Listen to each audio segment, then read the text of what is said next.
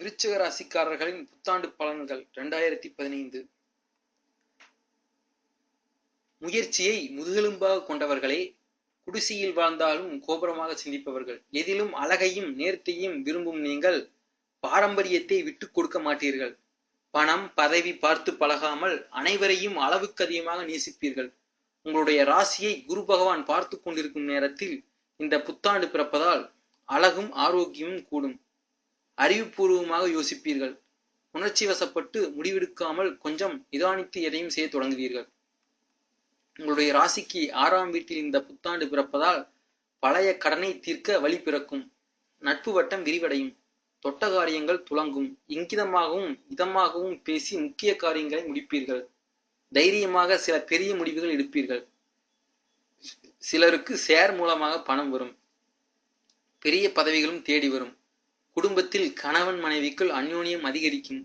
பிள்ளை பாக்கியம் உண்டாகும்.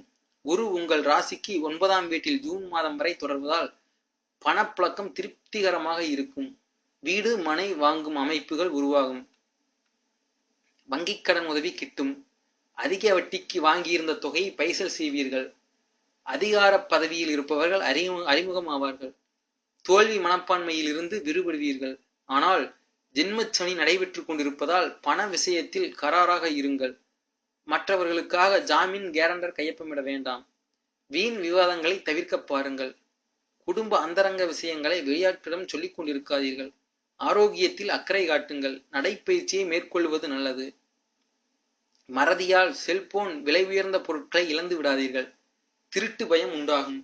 குடும்பத்தினருடன் வெளியூருக்கு செல்லும் போது நகை ரொக்கங்களை பத்திரப்படுத்தி விட்டு செல்வது நல்லது. 7.5 சனியில் ஜென்மச்சனி நடைபெற்றுக் கொண்டிருப்பதால் வயிற்றுக்கோளாறு, நெஞ்சு வலி, நீரிழிவு நோய் வரக்கூடும். உணவு கட்டுப்பாடுகள் தேவை. லாகிரி வஸ்துக்களை தவிர்க்க பாருங்கள். இலவசமாக சில கூடா வழக்கங்களை உங்களை தொற்ற வாய்ப்பிருக்கிறது. உங்கள் ராசிக்கு 3ஆம் வீட்டில் உங்கள் ராசிநாதன் செவ்வாய் உச்சம் பெற்று அமர்ந்திருக்கும் போது இந்த புத்தாண்டு பிறப்பதால் புதிய திட்டங்கள் நிறைவேறும். பழைய பிரச்சனைகளுக்கு தீர்வு கிடைக்கும். குழப்பங்கள் தடுமாற்றங்கள் நீங்கி சகோதரர்கள் பக்கபலமாக இருப்பார்கள். சகோதரியின் திருமணத்தை முன்னின்று நடத்துவீர்கள். ரியல் எஸ்டேட் கன்ஸ்ட்ரக்ஷன் வகைகளால் லாபம் வரும். பூர்வீக சொத்து பிரச்சனைகளை தீர்க்க வகை பிறக்கும். ஆனால் 5ஆம் வீட்டில் கேது நிற்பதால் பூர்வீக சொத்து பராமரிப்பு செலவுகள் அதிகரிக்கும். பாகப்பிரிவினை தாமதமாக முடியும். சொந்த ஊரில் கோயில் கட்டுவது, ஊருக்கு நல்லது செய்வது, குடிநீர் அமைத்து தருவது போன்ற முக்கிய காரியங்களை முன்னின்று நடத்துவீர்கள். மதிப்பு மரியாதை கூடும். பிள்ளைகள் பிடிவாதமாக இருப்பார்கள். அவ்வப்போது கனவு தொல்லை வந்து நீங்கும். தாய் வழி உறவினர்களுடன் கருத்து வேறுபாடுகள் வரக்கூடும். வருடம் பிறக்கும் போது சுக்கிரனும் புதனும் சாதகமாக இருப்பதால் மனைவி வழியில் உதவிகள் உண்டு. அவருக்கு வேலை கிடைக்கவும் வாய்ப்பு இருக்கிறது. மகளுக்கு நல்ல வரன் அமையும். ஊரே மெச்சும்படி திருமணம் முடிப்பீர்கள். மகனுக்கு நல்ல துணை அமையும். புது வாகனம் வாங்குவீர்கள். வீட்டை விரிவுபடுத்தி கட்டும் முயற்சிகள் நல்ல விதத்தில் முடியும். சூரியன் சாதகமாக இல்லாததால் அரசுக்கு செலுத்த வேண்டிய வரிகளை உடனுக்குடன் செலுத்த பாருங்கள். ராகு இந்த ஆண்டு முழுக்க லாப வீட்டில் தொடர்வதால் எதிர்பார்த்த பண உதவி கிடைக்கும். வெளிநாட்டில் இருப்பவர்கள் ஆதாயம் அடைவீர்கள். உங்களுக்கு அயல் நாட்டில் வேலை கிடைக்க வாய்ப்பு இருக்கிறது. வேற்று மதத்தை சார்ந்தவர்கள் உங்களுக்கு ஆதரவாக இருப்பார்கள். உங்களுடைய ராசிக்கு 6ஆம் வீட்டில் இந்த புத்தாண்டு பிறப்பதால் உங்கள் ரசனைக்கேற்ப வீடு வாகனங்கள் வாங்கும் யோகம் உண்டாகும்.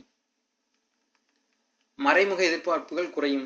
வெளிவட்டாரத்தில் மதிப்பு மரியாதை கூடும். புது பதவிக்கு உங்களது பெயரை பரிந்துரை செய்யப்படும். நீண்ட நாட்களாக செல்ல வேண்டும் என்று நினைத்திருந்த சுற்றுலா தலங்களுக்கு குடும்பத்தினுடன் சென்று வருவீர்கள். ஜூலை மாதம் முதல் குரு உங்கள் ராசிக்கு 10ஆம் வீட்டில் நுழைவதால் சின்ன சின்ன மரியாதை குறைவான சம்பவங்கள் நிகழக்கூடும். அடுக்கடுக்கான வேலைகளால் அவதிக்குள்ளாவீர்கள். கடன் பிரச்சனையால் சேர்த்து வைத்து கௌரவம் பங்கம் வந்துவிடுமோ என்று அச்சம் இருந்து கொண்டே இருக்கும். அனாவசியமாக யாருக்கும் எந்த உறுதிமொழியும் தர வேண்டாம். சிலர் உங்களை தவறான பாதைக்கு அழைத்துச் செல்வார்கள். நெருங்கியவர்களாக இருந்தாலும் இடைவெளி விட்டு பழகுவது நல்லது.